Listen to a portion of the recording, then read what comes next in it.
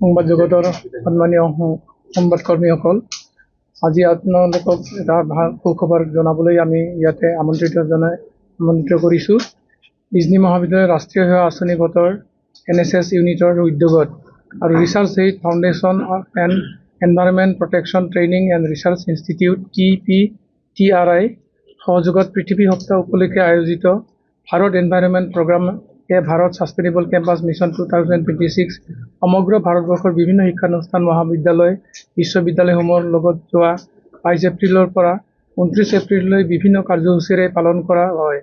উক্ত প্ৰতিষ্ঠানটিয়ে ৰাষ্ট্ৰীয় পৰ্যায়ত শিক্ষানুষ্ঠানসমূহৰ পৰিৱেশ সম্পৰ্কীয় কাৰ্যব্যৱস্থা তথা আভ্যন্তৰীণ পৰিৱেশ সুৰক্ষিত ব্যৱস্থাপনাসমূহৰ তথ্যভিত্তিক ডাটা সংগ্ৰহ কৰি 3টা পৰ্যায়ত স্বীকৃতি প্ৰদান কৰিছে। ভাৰতবৰ্ষৰ সৰ্বমুঠ 321টা শিক্ষানুষ্ঠানৰ ভিতৰত বিজনী মহাবিদ্যালয়ে 44 নম্বৰ স্থানত প্লেটিনাম ছাষ্টেইনেবল কেম্পাছ এৱাৰ্ড পাবলৈ সক্ষম হৈছে আৰু ই উত্তৰ পূৰ্বাঞ্চলৰ ভিতৰত বিজনী মহাবিদ্যালয়ে প্ৰথম স্থান লাভ কৰিছে।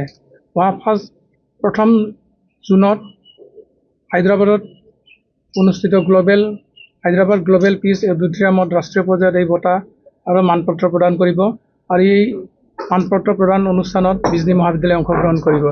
ইয়ে বিজনী মহাবিদ্যালয়ৰ নাক গ্ৰেড নিৰূপণত সহায় কৰিব। এইখিনি খবৰ জনাবলৈ আপোনালোকক জনাবলৈ পাই মই আনন্দিত হৈছোঁ। Thank you. যিকোনো খবৰৰ বাবে যোগাযোগ কৰক আমাৰ এই নম্বৰত 9181 307 2221।